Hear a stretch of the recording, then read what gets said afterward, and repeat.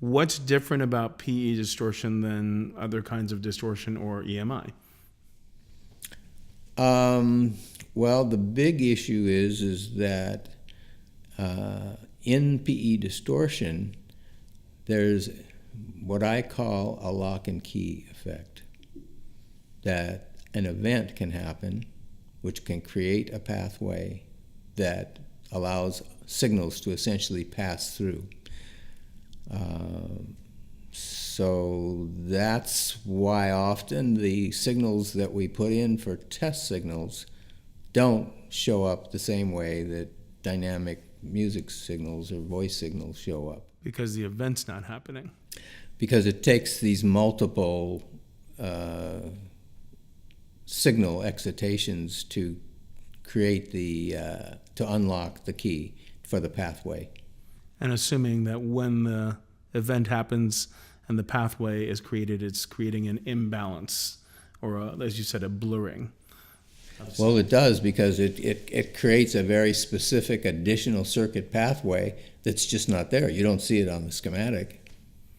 Right. So it's creating a path of lesser resistance, which is making things blurry. And how do you solve this? You've identified a distortion. You've obviously talked to many people about it and done lots of demonstrations, but what's the solution? Well, the solution is designing for low PE distortion, and it's not a simple solution. There are techniques, just like if you would design for a good feedback path that reduces the distortion in your circuit. You need to consider the PE events and the physical structure that you have, and so shielding and antennas and filters kind of enter into the vernacular of designing for low PE distortion. Now, next to you, on either side of you, are your Westlake, I believe the LC 8.1s with the subwoofers. Can you show everyone where the filters are, on the PE filters on the LC 8.1s? Well, or are they visible? Well, I guess you could consider the antennas as filters. As the filter or part of the filter? Well, a filter, if you would consider that without the antenna, the environment continues to be corrupted by the electron flow. So if you put the antenna on there, then you could say that it's filtering out the electron flow into the environment. So the small silver wires that are strung between the screws on the drivers, those are the antenna, the PE antennas. Yes, that's a PE antenna. And that's to capture the rogue electrons in the air. Yes. And then there's another component internally to the speaker cabinet? Well, you have to break down the system into the primary signal flow.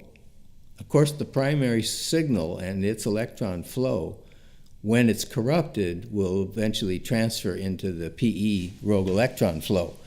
So there are things that you can do in the primary signal flow to cause the signal to be less likely to go into this PE mode. And so that would be where the filtering system would come into play in the primary signal path.